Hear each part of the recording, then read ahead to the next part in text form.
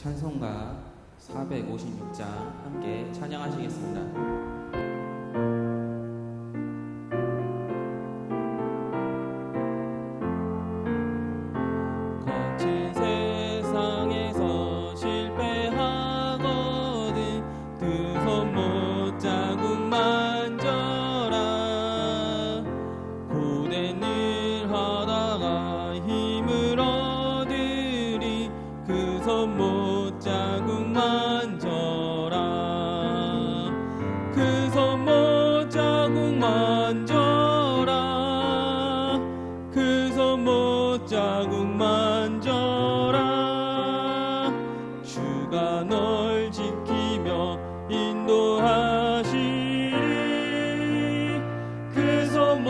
자국 만져라. 내가 어둠 속을 걸어갈 때에 그 손못 자국 만져라.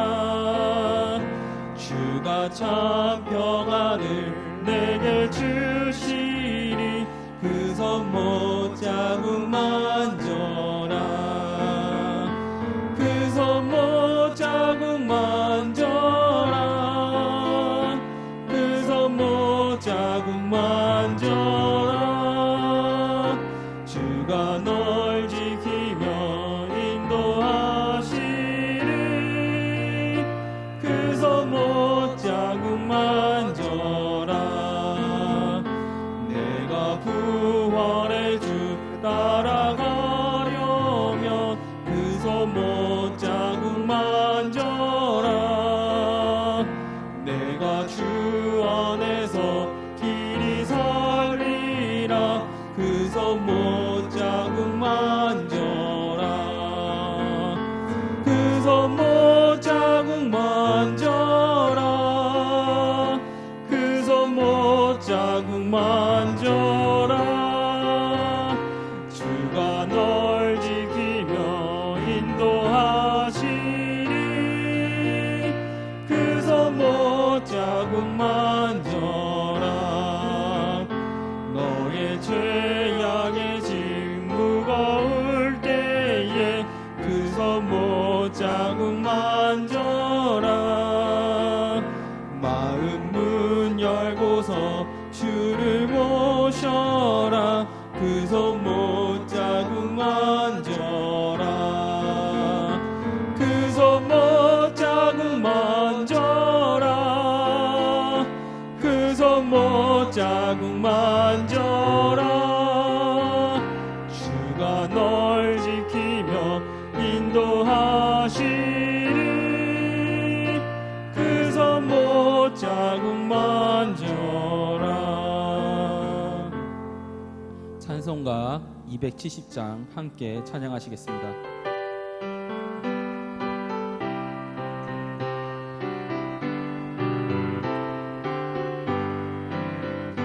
편찮는 주님의 사랑과 거룩한 보혈의 공로를 우리 다 찬양을 합시다.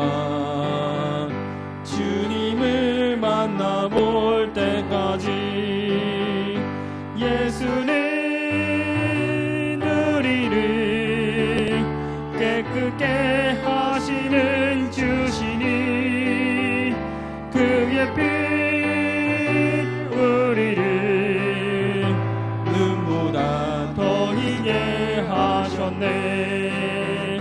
우리를 깨끗게 함기는 무궁한 생명의 물일세. 생명의 구원을 받은 자 하나님 찬양을 합시다.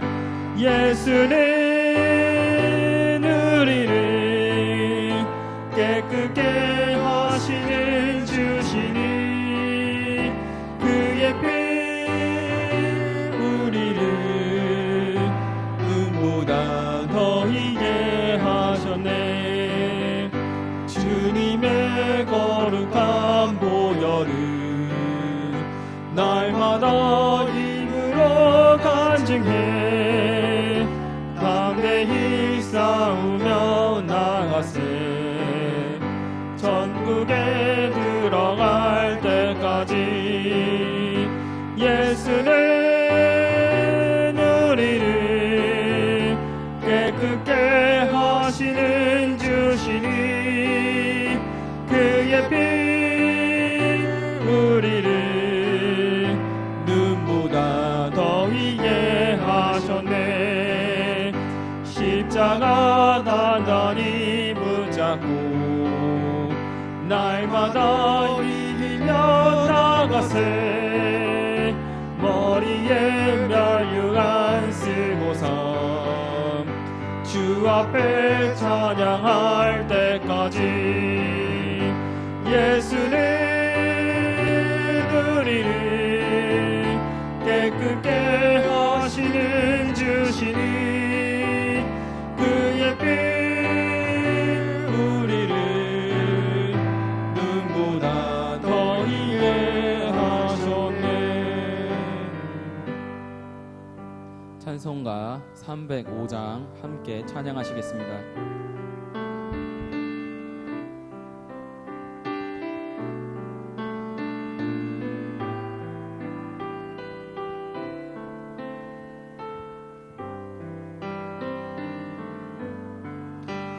나 같은 죄인 살리신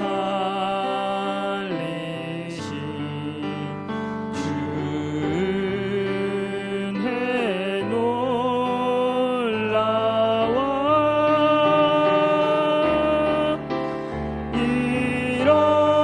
잃었던 생명 찾았고 광명을 얻었네 그 죄악에서 건지신 주은혜 고마워 나 처음 믿는 그 시간 귀하고 귀하다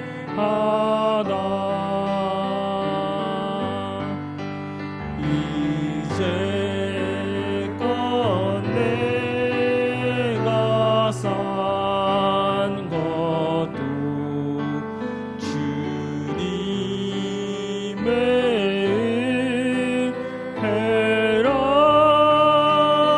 은혜라 또 나를 장차 본향에 인도해 주시리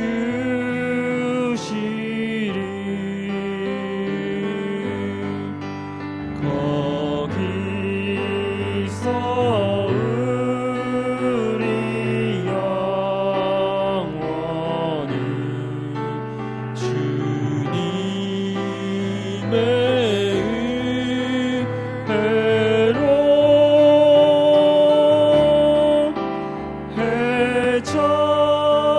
해처럼 밝게 살면서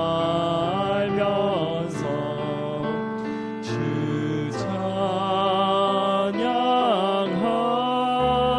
찬양하리라.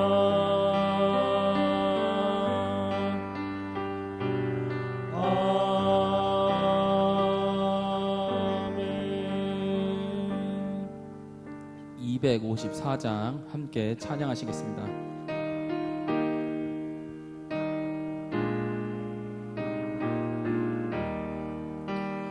내 주의 보혈은 정하고 정하다 내 죄를 정케 하신 주 날 오라 하신다 내가 주께로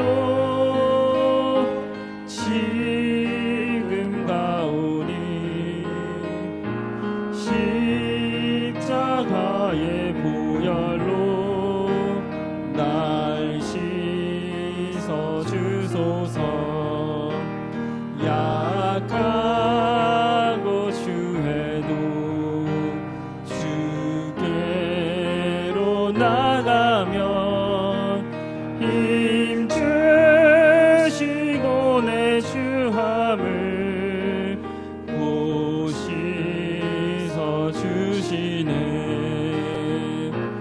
내가 주께로 지금 가오니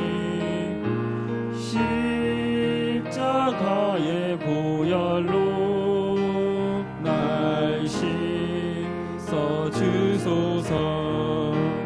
날 오라 하심은 온전한 믿음과 또 사랑함과 평안함 다 주려 함이라.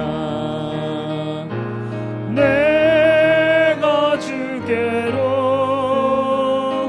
지금 가오니 십자가의 보혈로 날 씻어 주소서. 큰 죄인 복받아 살 길을 얻었네.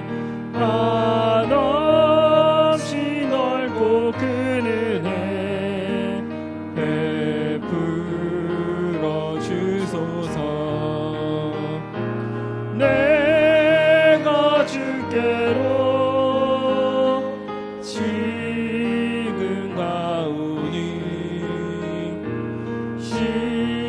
십자가의 보혈로 날 씻어 주소서. 그 피가 맘속에 큰 증거 됩니다. 내 기도 소리 들으사 다 허락하소서. 내가 주께로 지금 가오니 십자가의 보혈로 날 씻어 주소서.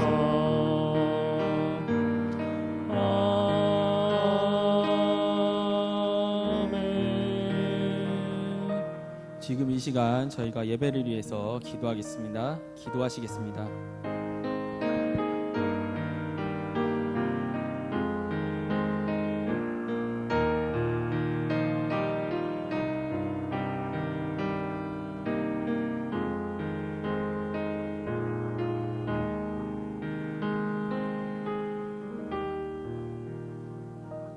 사랑과 은혜가 많으신 하나님 아버지 감사합니다.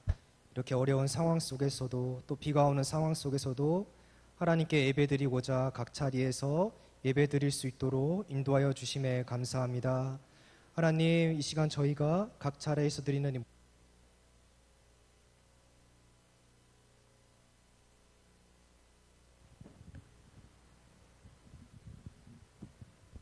저희가 드리는 이 모든 가정 예배가 하나님께서 기뻐 받으시고 하나님께서 또 영광 돌리는 그런 예배 드릴 수 있기를 소망합니다. 이 시간 각 가정 예배를 주님께서 친히 축복하여 주시고 인도하여 주시사 그 자리가 성령으로 충만한 자리 될 수 있도록 주께서 인도하여 주시옵소서. 하나님 아버지, 또 저희가 이 자리 각 가정에서 예배 드리지만 솔직히 저희 마음 가운데 참 두렵고 떨리고 어려운 마음들이 가득합니다. 하나님 아버지, 이 시간 저희 두려운 마음들을 하나님 말씀으로 치료하여 주시고 참 평안함 샬롬이 임할 수 있도록 이 자리에 인도하여 주시며 각 자리 가운데 인도하는 모든 각 부모님들 자녀들 주님께서 온전히 축복하여 주시고 그들의 마음을 인도하여 주시옵소서. 또 이런 상황 가운데서 또 많은 어려운 분들이 있습니다. 많은 직장가, 자영업자 가운데서 어려우신 분들 이 시간 가운데 말씀 가운데서 위로함 더하여 주시고 또 치료를 받고 검사를 기다리시는 분과 또 검사 후에 또 여러 가지 치료를 기다리시는 분들이 있습니다. 그런 분들 온전히 주께서 마음을 평안케 하여 주시고 인도하여 주셔서 잘 치료받고 완쾌될 수 있도록 주께서 인도하여 주시옵소서. 하나님께 드려진 모든 예배 주님께서 인도하여 주실 믿사옵고 살아계신 예수 그리스도 이름으로 기도드렸습니다.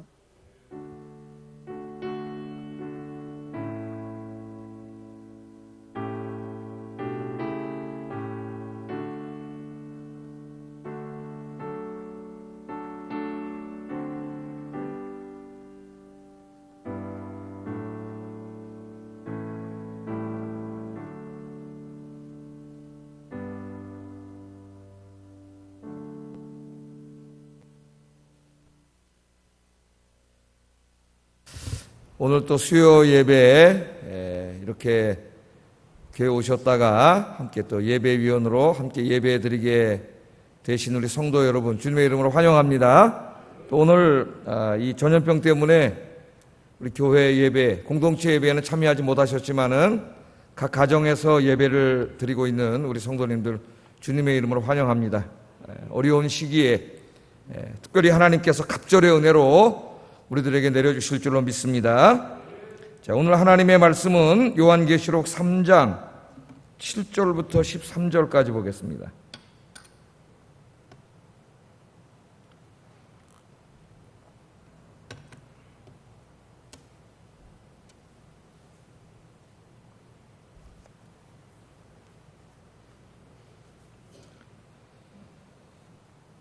교독합니다. 빌라델비아 교회의 사자에게 편지하라. 거룩하고 진실하사 다윗의 열쇠를 가지시니 곧 열면 닫을 사람이 없고 닫으면 열 사람이 없는 그가 이르시되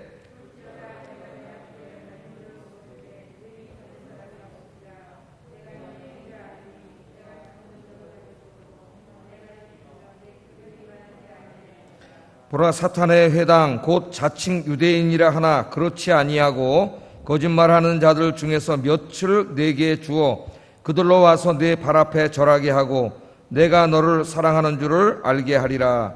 내가 나의 인내의 말씀을 지켰은즉 내가 또한 너를 지켜 시험의 때를 면하게 하리니 이는 장차 온 세상에 임하여 땅에 거하는 자들을 시험할 때라. 내가 속히 오리니 네가 가진 것을 굳게 잡아 아무도 내 면류관을 빼앗지 못하게 하라. 이기는 자는 내 하나님 성전의 기둥이 되게 하리니 그가 결코 다시 나가지 아니하리라. 내가 하나님의 이름과 하나님의 성 곧 하늘에서 내 하나님께로부터 내려오는 새 예루살렘의 이름과 나의 새 이름을 그 위에 기록하리라. 함께 읽습니다. 귀 있는 자는 성령이 교회들에게 하시는 말씀을 들을지어다. 아멘. 예, 오늘 하여튼 우리 교우들이 수요일 날이 함께 모여서 교회에서 예배 드려야 되는데 전염병 때문에 그렇지 못하고 있습니다. 가정에서 예배를 드리고 계신데 좀 안타깝지만은 이런 가운데 또 개인적으로 개인 경건을 통해서 하나님을 만나는 훈련을 하는 것도 중요하다. 제가 요새 주일 설교를 통해서 계속 그런 메시지를 전하고 있습니다. 그래서 지난 시간에는 환난의 때 무엇을 해야 하는가, 뭘 해야 된다 그랬어요. 경건에 힘써야 된다 그랬죠. 개인 경건에 힘써야 된다. 그래서 다니엘 이야기를 했습니다.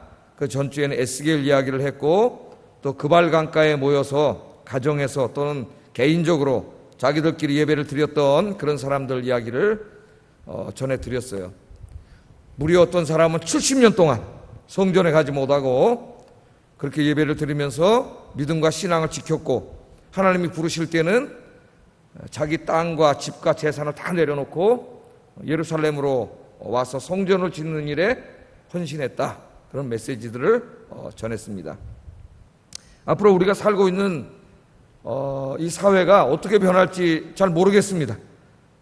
정말 불과 몇 달 전만 해도 이런 일에 대해서는 정말 제 머릿속에 상상해 본 적도 없어요.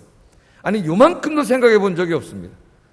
이런 일이 벌어질 거라고는 정말 제 목회에 이런 일이 있을 거라고는 정말 생각해 보지 못했어요. 근데 그런 일이 막 벌어지지 않습니까 지금?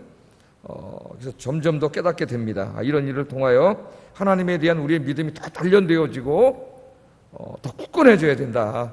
그렇지 않으면 쓰러진다. 그런 걸 더 느끼게 돼요. 자, 오늘은 이제 빌라델피아 교회에 대해서 공부하려고 합니다. 작은 교회였지만 크게 쓰임받은 교회. 그게 빌라델피아 교회입니다. 자, 이제 요한계시록에 보면은 소아시아, 지금의 터키 지역에 있었던 7교회가 나오죠. 요한계시록은 7교회에게 보내진 편지 형식으로 그렇게 되어 있습니다. 그 7교회에 서신을 보냈는데 7교회 중에서 책망을 한마디도 듣지 않은 교회가 딱 2교회 있어요. 꾸중을 듣지 않고 칭찬만 들은 2교회가 있습니다. 그 중에 한 교회가 지난주에 우리가 공부했던 어떤 교회예요? 서문학 교회.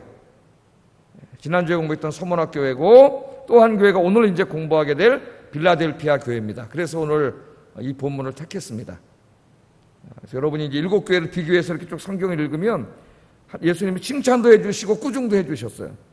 근데 라오디게아 같은 교회는 칭찬이 하나도 없어요. 꾸중만 들었어요. 그런데 또 정반대로 서문학 교회와 지금 읽은 빌라델피아 교회는 꾸중은 전혀 듣지 않고 칭찬만 받았습니다. 그래서 지난주에는 서문학 교회, 오늘은 빌라델피아 교회 이렇게 정해서 말씀을 전하면서 제 마음에 바라는 마음이 있는 거죠. 우리 아현교회가 빌라델피아 교회처럼 작은 교회지만 예수님께 칭찬받고 크게 쓰임받는 교회가 됐으면 좋겠다. 우리 성도님들이 그런 성도님들이 됐으면 좋겠다. 그런 마음으로 말씀을 준비했습니다. 정반대되는 교회는 사대교회예요. 사대교회. 사대교회는 굉장히 큰 교회였고 또 성도들이 경제적으로 사회적으로 대단한 사람들이 모이는 교회였습니다. 그래서 그들은 굉장히 자랑했어요. 자기들 교회도 크고 사회적으로도 성공하고 출세한 사람들이 교회에 많았기 때문에 굉장히 대단한 교회라고 생각했는데 예수님께서 그 교회를 향하여는 죽은 교회라고 책망하셨어요. 죽은 교회. 그러니까 외형만 가지고는 알 수가 없습니다. 그 교회는 죽은 교회라 그랬어요. 그러나 서문학 교회나 여기 빌라델피아 교회는 작은 교회였고 성도들도 그 사회 구성원 중에서 그렇게 높은 지위에 있는 사람들이 아닌 평범한 사람들이었지만은 이 교회들은 칭찬을 받았다는 거예요. 칭찬을. 그래서 중요한 것은 외적인 모습이 아니라 우리의 내적인 모습이라는 것을 우리가 배우게 됩니다. 자, 그럼 한번 이제 성경 말씀을 좀 보겠어요. 예수님께서 7교회에게 메시지를 주실 때마다 제일 먼저 예수님이 그 교회 찾아가셔서 말씀하기 전에 어떤 모습으로 찾아가십니다. 어떤 모습으로. 그런데 그 모습은 그 교회 상황과 매우 밀접하게 연관이 돼 있어요. 예수님이 지금 각 교회마다 다른 모습으로 찾아가시는데 그 찾아가시는 모습이 그 교회가 처해 있는 상황과 밀접하게 연관이 있습니다. 자, 오늘은 어떤 모습으로 찾아가셨느냐? 거룩하고 진실하사 다윗의 열쇠를 가지신 분으로 빌라델피아 교회에 찾아가셨어요. 7절이죠. 7절 한번 읽어보겠습니다. 시작.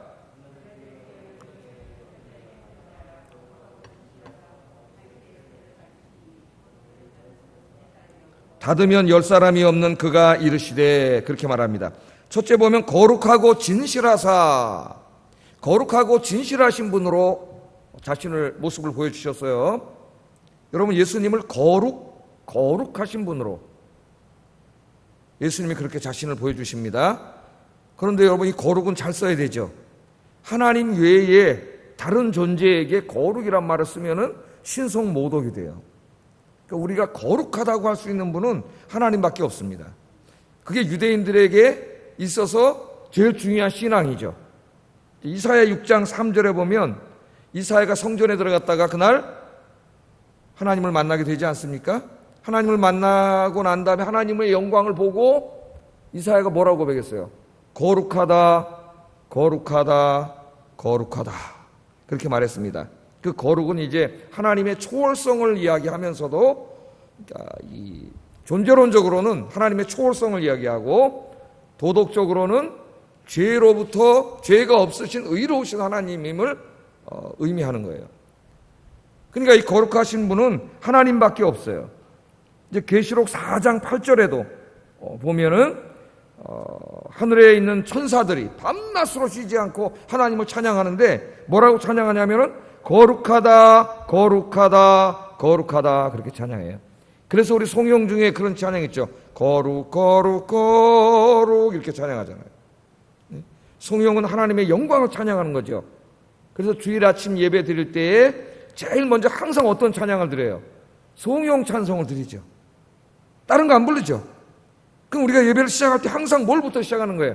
거룩하신 하나님을 높이고 찬양하는 노래부터 시작하는 거예요. 그래서 모든 교회 예배는 송영으로 시작됩니다. 다른 노래 안 불러요, 거기서는. 예? 송영으로 찬양을 하고 있어요. 거룩하다 거룩하다 거룩하다.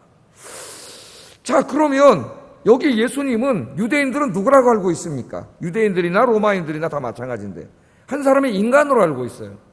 그것도 로마의 정치범으로 몰려가지고 십자가에 매달려 죽은 죄수로 알고 있습니다.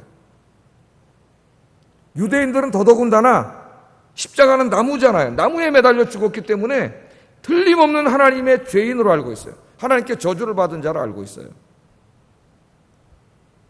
그런데 오늘 예수님이 어떤 모습으로 자신을 보여주시는 거예요? 거룩하신 모습으로. 이것은 즉 사도 요한을 통하여 무엇을 선포하는 겁니까? 예수님은 한 사람의 인간이 아니고 십자가에서 죽으시고 부활하신 예수님은 인간이 아니라 누구라는 걸 보여주는 거예요. 그분이 바로 거룩하신 하나님이라는 것을 보여주는 거예요. 왜 그러느냐 하면은 이 당시에 빌라델피아 교회가 직면했던 가장 강력한 도전이 뭐냐면은 바로 신학적인 문제인데 기독론의 문제였습니다. 기독론. 지금 우리 이제 빌립보 교회에 관한 말씀을 읽어보면은 빌립보 교회 성도들을 주로 핍박했던 자들이 누구예요? 유대인이라고 나와요. 유대인. 유대인들이 빌립보 교인들을 핍박한 거예요. 왜 핍박했어요? 로마인들에게 붙잡혀서 십자가에서 죽은 나사렛 예수라고 하는 그 젊은 사람을 빌라델피아 교회 성도들이 누구로 믿고 있어요, 지금? 예? 하나님으로 믿고 있어요, 하나님으로. 우리는 삼위일체 하나님을 믿잖아요. 하나님으로 믿고 주일마다 모여서 그분을 하나님으로 찬양하고 높이고 영광 돌리고 예배를 드리고 있는 거예요. 그러니까 유대인들이 어때요? 이거 말도 안 되는 소리 하지 마라. 예? 그거 어떻게 하나님이냐. 그는 십자가에 매달려 죽었잖아요.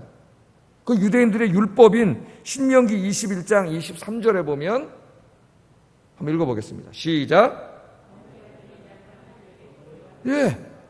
자기들이 너무나 잘 알고 있는 신명기 말씀에 보면 나무에 달려 죽은 자는 하나님의 저주를 받은 자야. 근데 예수님은 나무에 달려 죽었잖아요. 왜 유대인들이 대제사장과 그 제사장들이 공모해서 예수님을 죽일 때 왜 십자가에 매달아 죽게 했는지 아세요, 여러분? 왜 그랬겠어요? 이유가 있어요. 예수님을 나무에 매달아 죽여야지만 그 예수가 어떤 예수가 돼요? 하나님의 저주를 받아 죽은 예수가 돼요. 그래서 예수의 추종자들이 이 예수님은 메시아다, 하나님의 아들이다 그렇게 선포하는 복음이 다 없어지는 거예요.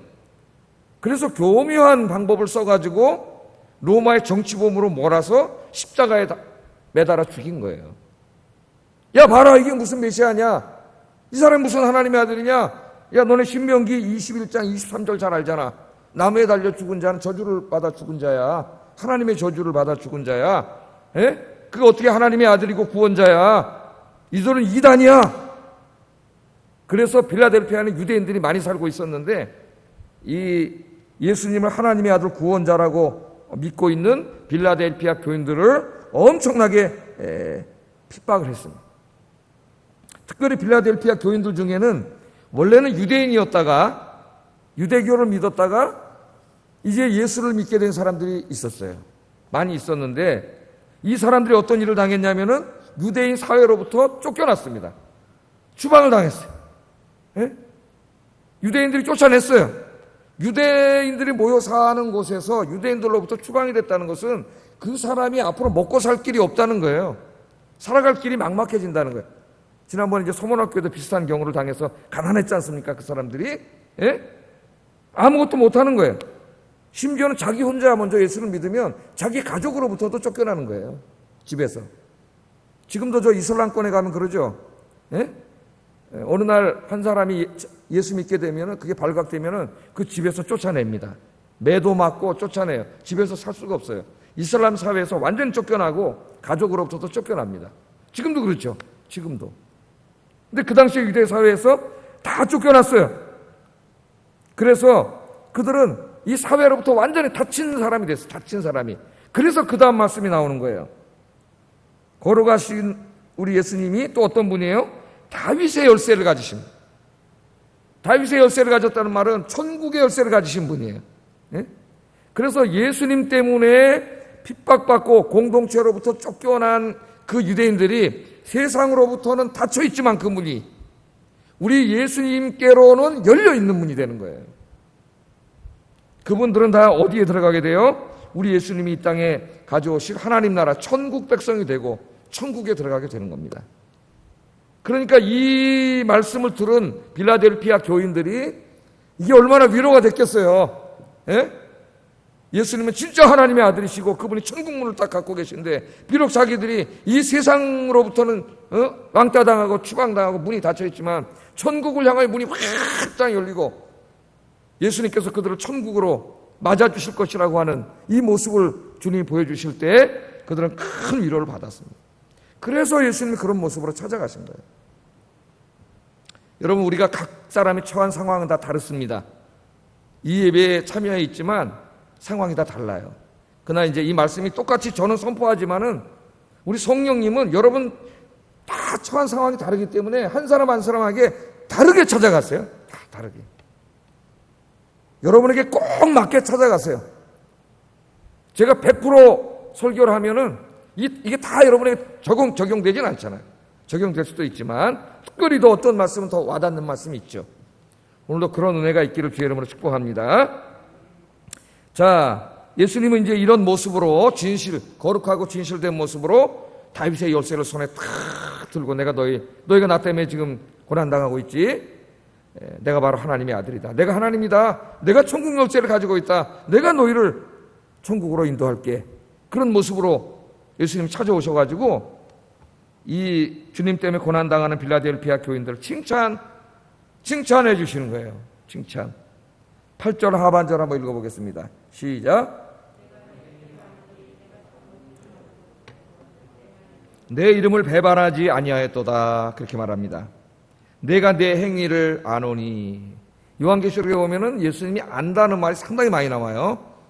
그러니까 예수님은 하늘 보좌에서 우리를 다 보고 계시기 때문에 우리의 모든 것을 다 알고 계세요. 심지어는 여러분 마음속 깊은 곳까지 그건 아무도 모르죠. 그러나 우리 예수님 다 알고 계세요. 어떤 마음을 품고 있는지. 예? 여러분의 중심을 다 아세요. 내가 내 행위를 아노니.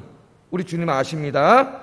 근데 네가 지은 죄를 안다. 그거 얘기하려고 하신 게 아니라 네가 이렇게 주님을 위해서 나를 위해서 고난당하고 충성을 다하는 것을 내가 안다 그거죠.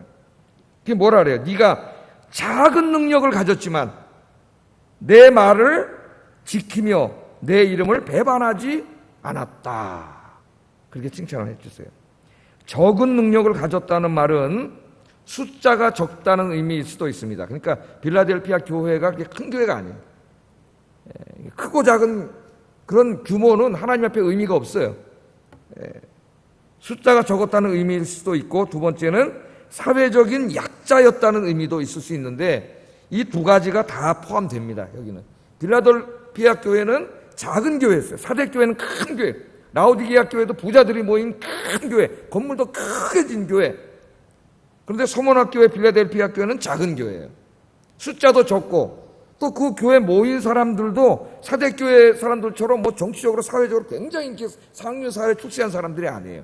그냥 일반적인 시민들이에요. 약한 사람들이에요. 저 같은 약한 사람. 예? 네가 적은 능력을 가졌다. 네가 적지만 그 말은 그 말입니다. 네 교회가 숫자도 작고 사회적으로 인간적으로 바라볼 때 작은 사람들이지만 그러나 뭘 했다고요? 그 작은 능력밖에 안 가졌지만 니네가 내 말을 지키고 나를 배반하지 않았다. 우리 예수님께서 그렇게 칭찬을 하고 있습니다. 자, 이 빌라델피아 교인들은 작은 교회였고 사회적으로 그렇게 높이 출세한 사람들은 아니었지만은 그들은 살아있는 믿음을 가진 사람들이었어. 그러니까 하나님 앞에 중요한 거는 그런 규모나 어떤 세상적인 기준이 아니에요. 그 사람 마음속에 하나님을 사랑하는 진실한 열정과 믿음이에요. 믿음. 하나님 그걸 보시는 거죠. 그래서 칭찬을 해주시는 거예요. 네가 그렇게 작지만 내 말을 지켰다. 내 말을 지켰다. 나를 내 이름을 배반하지 않았다. 그러죠?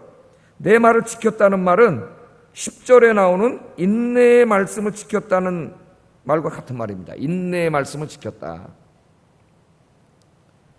자, 많은 학자들이 동의하고 있는 것처럼 인내의 말씀은 예수 그리스도의 고난과 죽음을 통한 구원의 복음을 말합니다. 구원의 복음. 그러므로 인내의 말씀을 지켰다는 것은 너희들이 그 복음대로 살려고 그리스도를 위하여 십자가를 지는 삶을 살았다. 그 고난 속에서도 그 십자가의 복음을 붙잡았다. 그런 의미가 있고요. 또 동시에 그러면서도 지금 예수님을 구원자로 안 믿잖아요. 그 고난 속에서도 움츠러 있지 않고 자기만 믿은 게 아니라 어떻게 했다고요? 그 복음을 증거했다는 거예요. 열심히 증거했다는 겁니다. 그래서 우리 예수님께서 칭찬을 해주세요. 칭찬을. 우리 아이온교회 성도님들이 이 빌라델피아 교회 성도님들처럼 되시기를 주의 이름으로 축복합니다. 자, 예수님을 배반하지 않고 부인하지 않았다. 자기 유대 공동체에서 쫓겨나고 직장도 다 잃어버리고 먹고 살 길도 막막해지고 삶이 고단해졌지만 그러나 그런 가운데서도 사회적인 그런 어려움과 경제적인 어려움을 당하면서도 또 물리적인 어려움을 당하면서도 끝까지 주님의 이름을 배반하지 않고 신실하게 십자가를 지고 갔다는 거예요. 근데 그런 가운데서도 그냥 저쪽에 숨어 살지 않고 복음을 열심히 전했다는 거예요. 이거 참 대단한 겁니다, 여러분. 그래서 우리 예수님이 칭찬하셨어요. 그래서 이제 우리 교회도 어쩌면 서문학 교회와 빌라델피아 교회와 같은 교회일 수 있습니다. 그래서 정말 간절히 바라기는 주님 오실 때까지 물론 더 크고 더 부흥할 수도 있고 그러면 더 좋겠지만은 뭐 크고 또 부흥하는 교회가 나쁜 교회가 아니죠. 크고 부흥했지만 하나님에 대한 열정을 잃어버렸기 때문에 혼나는 거지 뭐 크다고 혼나는 게 아니죠. 크고 부흥하는 것도 하나님의 복일 수가 있습니다. 그러나 우리가 지금은 작지만 여러 가지 면에서 작지만 연약하지만 빌라델피아 교회처럼 하나님 앞에 신실하게 믿음을 지키고 십자가를 지고 주님을 배반하지 않고 이 생명의 복음을 증거하며 살아가는 저와 여러분 되기를 주의 이름으로 축복합니다. 자, 예수님은 빌라델피아 교회 성도들이 이렇게 열심히 어려운 가운데서도 믿음을 지키고 전도하는 모습을 보시고 전도의 문을 열어주셨다 그랬어요. 8절 상반절 거꾸로 읽었는데 8절 상반절 읽어보겠습니다. 시작.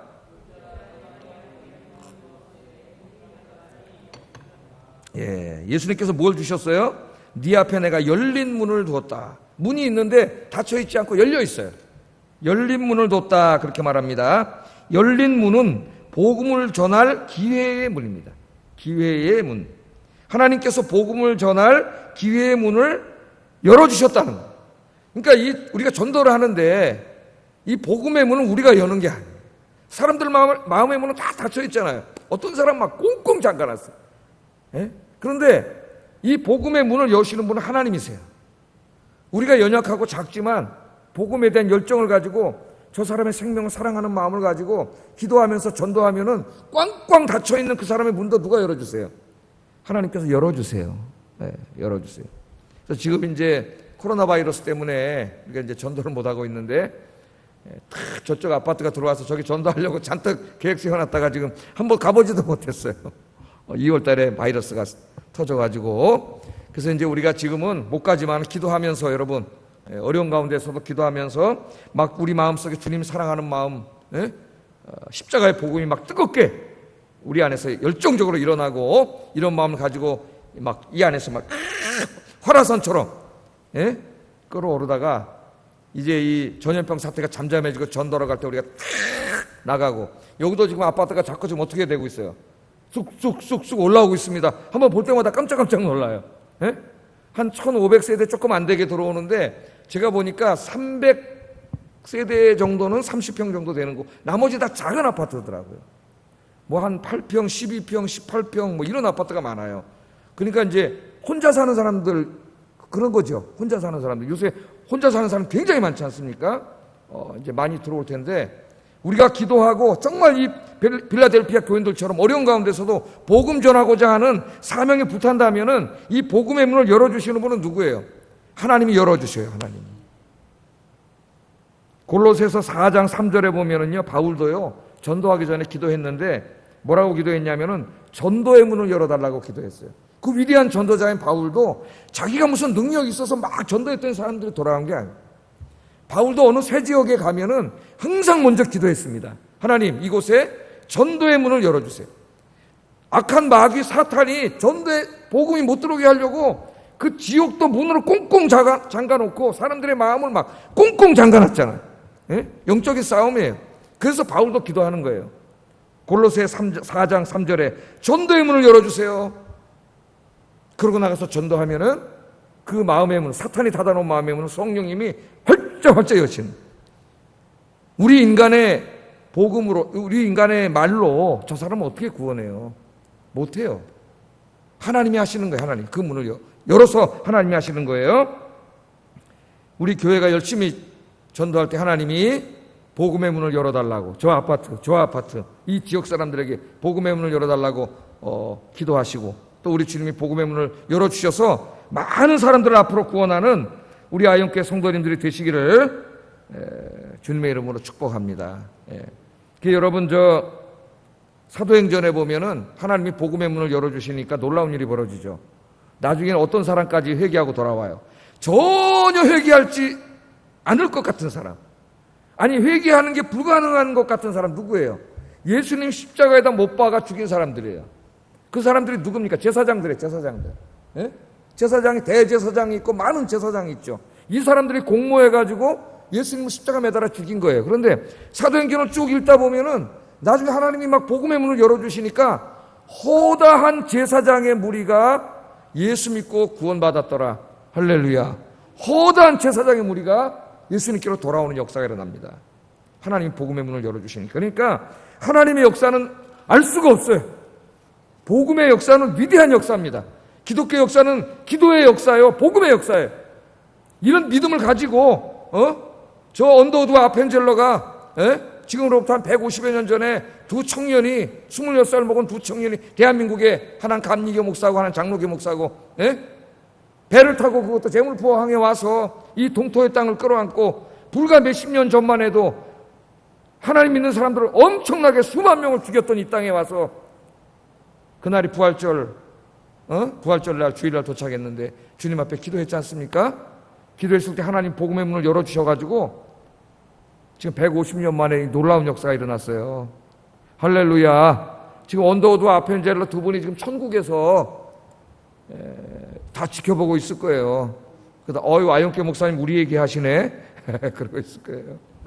하나님께서 복음의 문을 열어주시잖아요. 그래서 저 북한 공산주의자들도 하나님이 이제 무너뜨리실 거예요. 그러면 저 북한 땅에도 복음의 문을 열어주시고 복음이 전파되고 저 러시아로 중국으로 저 블라디보스톡에 가면은 거기서 기차로 타면은 저 프랑스 파리까지 갑니다. 기차 타고 갈 수 있어요. 거기서 도보 해협을 땅 밑으로 건너면 영국까지 가요. 육로로 다 연결돼 있어요. 지금 육로로. 옛날에 선교사들이 배로도 다녔지만 육로로 대륙횡단 열차 타고 많이 다녔어요. 이제 앞으로 어떤 일이 벌어질지 몰라요. 우리 자녀 세대의 젊은이들이 이 대륙횡단 열차를 타고 저 여기서 서울역에서 타고 저 파리까지, 영국까지, 런던까지도 가는 일이 벌어질지 모릅니다.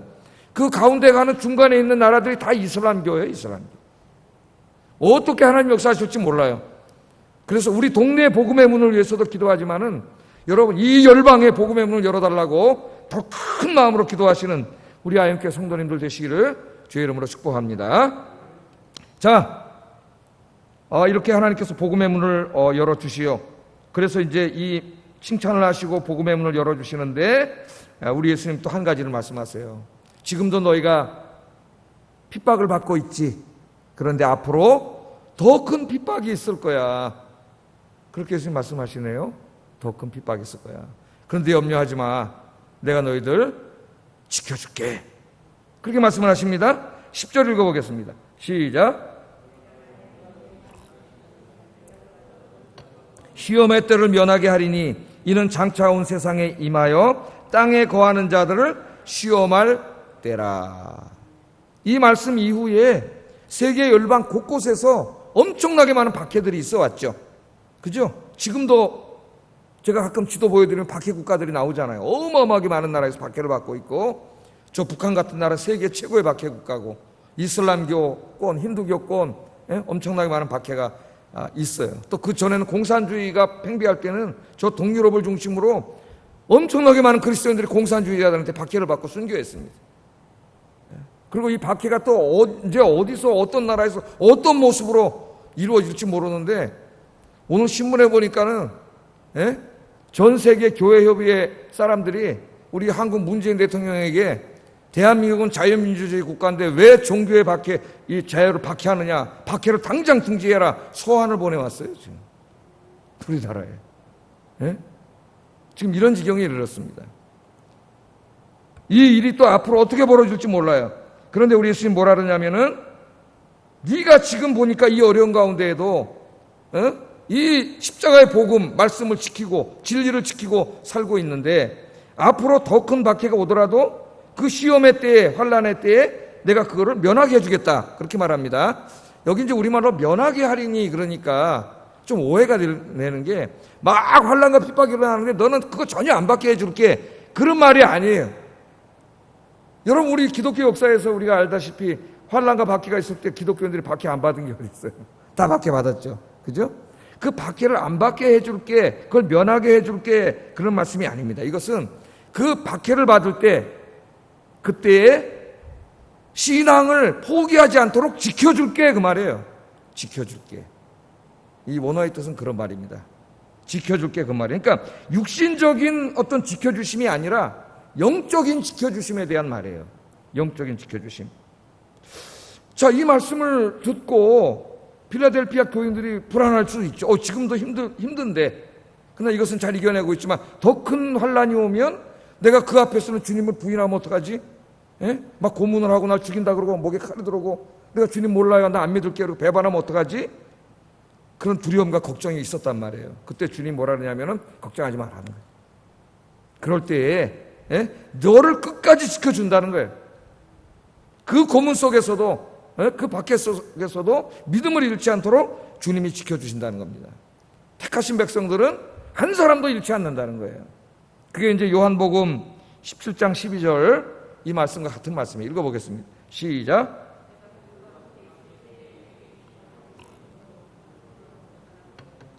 그 중에 하나도 멸망하지 않고. 우리 예수님이 무엇을 약속해 주셨어요? 예수 믿고 하나님 앞에 돌아온 사람들은 예수님이 어떻게 한다고요? 한 사람도 잃지 않는다는 거예요. 한 사람도. 영적으로 지켜주신다는 거예요. 이걸 우리 조직신학에서는 견인교리라는 단어로 제가 늘 가르치잖아요. 견인교리. 우리가 믿음을 지키는 게 아닙니다, 여러분. 우리는 그 고문하고 막 그러면 무서워요. 두려워요. 포기할 수밖에 없어요. 그런데 하나님이 지켜주시는 거예요. 하나님이 힘을 주시는 거예요. 이겨낼 수 있는 힘을 주시는 거예요.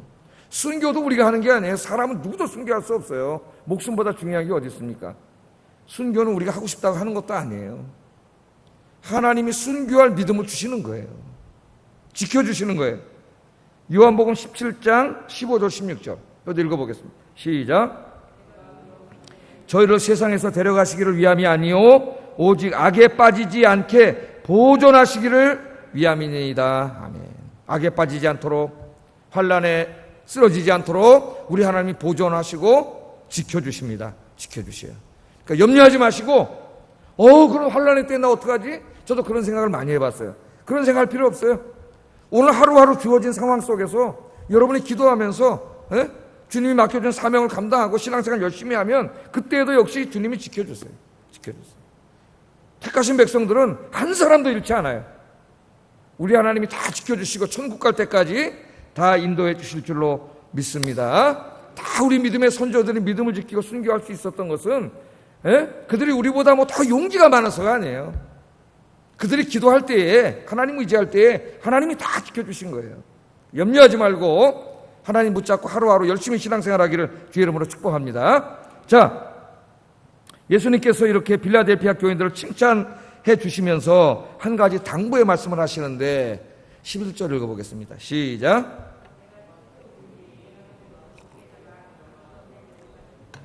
예, 내가 속히 오리라 그렇게 말씀을 하시면서 네가 가진 것을 굳게 잡아라. 여기 속히 온다는 말은 예수님이 재림하심을 말하는 거죠. 내가 속히 다시 올 거다. 네가 가진 것을 굳게 잡아라. 그 말은 뭐예요? 네 믿음을 굳게 잡아라. 그 말은 그 믿음 변치 마라 이거.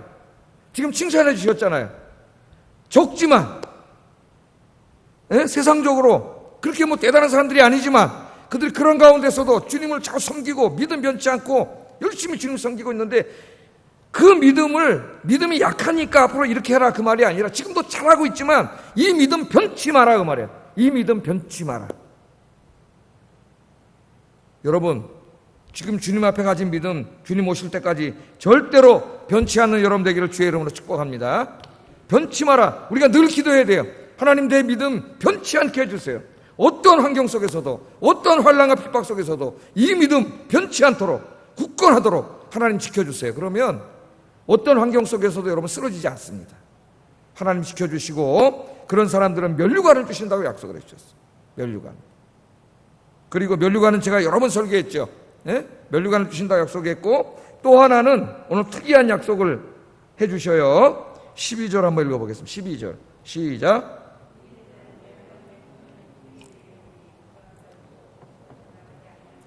내가 하나님의 이름과 하나님의 성 곧 하늘에서 내 하나님께로부터 내려오는 새 예루살렘의 이름과 나의 새 이름을 그의 위에 기록하리라. 복잡한 말씀이라서 제가 그림으로 딱 그려봤습니다. 그림으로. 성전의 기둥이 됐네. 성전의 기둥. 그러니까 우리가 교회에서 교회를 기도와 믿음으로 지키는 사람들을 기둥 같은 일꾼이라 그러잖아요. 기둥 같은 일꾼. 교회의 중요한 인물이죠. 그러니까 이 교회에다 적용한다면 교회를 지켜내는 기둥 같은 일꾼들을 말하는 거예요. 그러나 이건 더 궁극적으로는 하나님 나라의 성전 기둥이 되게 하신다 그랬어요. 저 파란 게 이제 성전 기둥이라고 생각을 해보세요. 성전 기둥, 큰 성전 기둥이. 그런데 그 기둥 위에다가 하나님이 세 개의 이름을 써놓으셨어요. 첫 번째는 어떤 이름을 써놨어요? 하나님의 이름을 써놨습니다. 저 성전 기둥이 여러분이에요.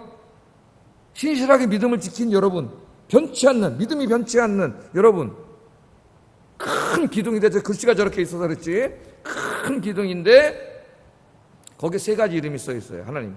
그러니까 여러분에게 써 있는 거예요. 첫째는 하나님의 이름을 써놓으셨어요. 하나님의 이름을 써놨다는 말은 하나님의 소유라는 말이에요. 하나님의 소유. 여러분은 하나님의 소유된 백성이에요. 하나님이 여러분 왕이세요. 하나님이 지켜주세요. 네? 두 번째는 어떤 이름을 써놨어요? 새 예루살렘의 이름을 써놨다 그랬어요. 새 예루살렘의 이름은 하나님 나라의 시민권이에요. 시민권. 그러니까 여러분은 이미 하나님 나라의 시민권을 가진 사람인 줄 믿습니다. 하나님 나라의 하나님의 소유된 백성이요, 하나님 나라의 시민권을 가진 자요. 그 다음에는 예수님의 새 이름을 써놨다 그랬어요. 예수님은 하나님의 아들이.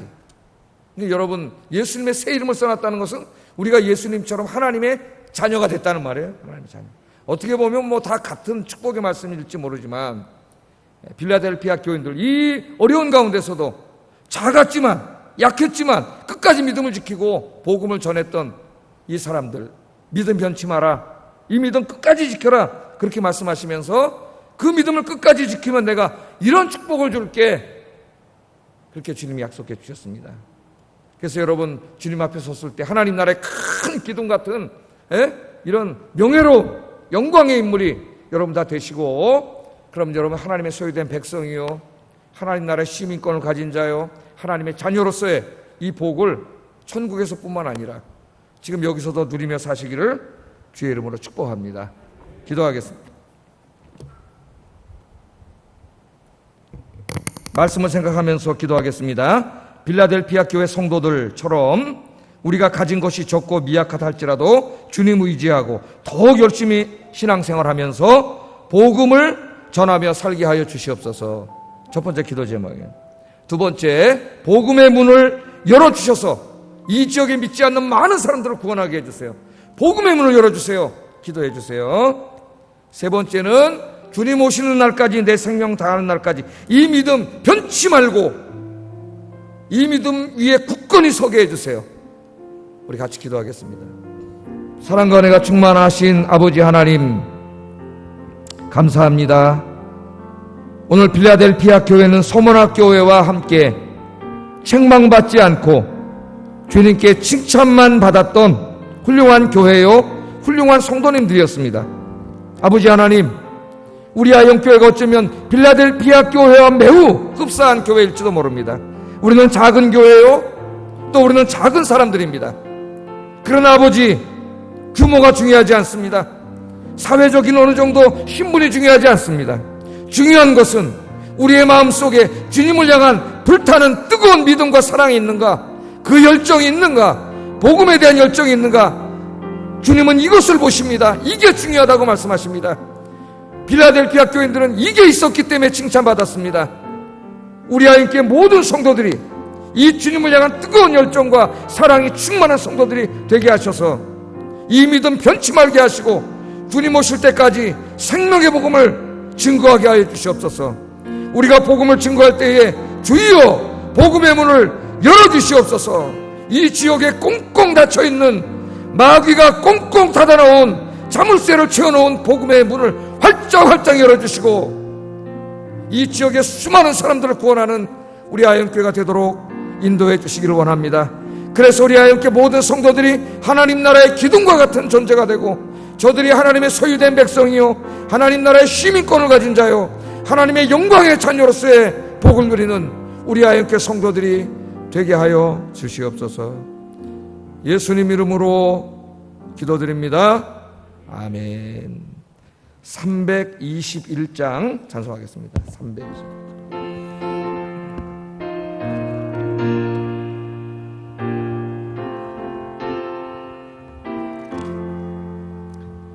날 대속하신 예수께 내 생명 모두 드리니 늘 진실하게 하소서.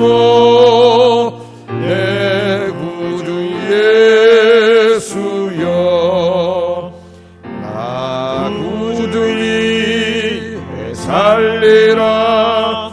내 기쁨 한량 없으리.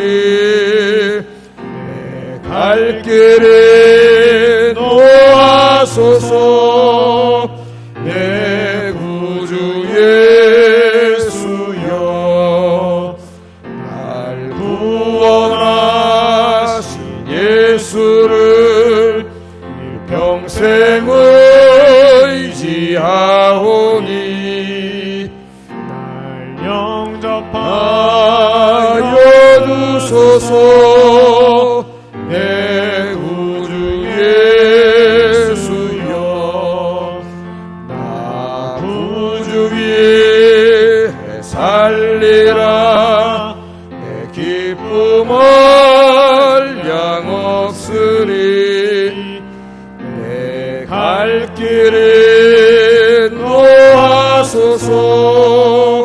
내 구주 예수여, 주 십자가에 달리사 날 자유하게 했으니 내 몸과 마음을 주 위에 다스게 하소서. 나 구주 위에 살리라. 내 기쁨 한량 없으리. 내 갈 길에 놓아소서. 내 구주 예수여.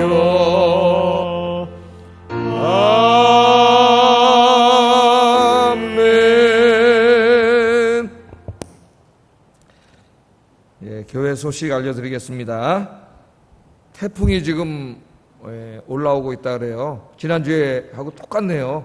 그래서 오늘 밤에 올라와가지고 새벽까지 우리나라를 관통한다 그러는데, 우리나라 기상대는 저기 거제도 그쪽으로 해서 이렇게 동해안으로 빠져나가는 걸로 돼 있고, 일본과 미국 관측대는 우리나라를 관통하는 걸로 돼 있습니다. 어느 게 맞을지 몰라요. 우리나라 관통하면 아마 그냥 서울을 확 치고 나갈 건데, 굉장히 강한 바람과 비와 바람을 동반한다 그래서 내일 새벽 기도는 여러분 가정에서 드리시기 바랍니다. 가정에서 집 단속도 잘 하시고 창문 다 닫으시고 가정에서 꼭 드리시기를 바라고요. 내일 2시에 말씀과 기도 데이트는 계속합니다. 그래서 2시에 또 이렇게 접속해서 함께 말씀도 듣고 찬송하고 기도하는 시간 갖겠습니다. 이게 너무 좋던데요. 너무 좋고 재미도 있고, 또 이렇게도 할 수 있네. 저도 컴퓨터 앞에서 기도하는데 기도가 뜨겁게 되더라고. 찬송도 뜨겁게 되고요. 이게 멀리 있지만은 막 글도 쓰고 그러니까 막 진짜 막 가까이 있는 것 같아요. 느낌이. 내일도 많이 좀 오셔서 은혜 받으시기 바라겠습니다. 주일 예배는 이제 한 주가 더 연기됐어요. 근데 지금 상황을 보고 있는데 이게 확진자가 더 늘었습니다. 오늘 또. 그래서 지금 추이를 보고 있는데 지금 우리 거의 모든 교회는 한 주간 더 연장을 했어요. 한 주간 더 연장을 하고, 지금 교회가 막 지금 희생양이 돼가지고 전염병 막 옮기는 무슨 집산지처럼 막 사회 인식이 자꾸 돼가고 있습니다 지금. 그래서 한번 지켜보고 금요일 날 오후쯤에 문자로 최종적으로 한번 여러분에게 예배 여부는 각 개인에게 다 핸드폰으로 그렇게 보내드릴 텐데, 이게 계속 지속되면은 좀 이번 주까지는 좀 우리가 가정 예배를 드려야 되지 않나, 여러 가지 면을 고려해 볼 때 그런 생각이 있습니다. 위해서 여러분 기도해 주시기 바랍니다. 다른 광고 없으시면은 축도로 예배 마치겠습니다. 이제는 우리 주 예수 그리스도의 은혜와 하나님 아버지의 극진하신 사랑하심과 성령의 감화 감동 역사 충만하심과 인도하심이 주님께 칭찬받은 빌라델피아 교회와 성도들처럼 작지만, 우리가 인간적으로는 그렇게 위대하지 않지만 주님을 향한 뜨거운 사랑과 열정을 가진 자로서 하나님 맡기신 복음의 사명을 감당하며 주님 오실 때까지 이 믿음 변치 않고 사명 감당하며 살아가기로 다짐하고 결심하는 아이온교회 성도들 머리 위에 가정 위에 이제로부터 영원토록 함께 있을지어다. 아멘.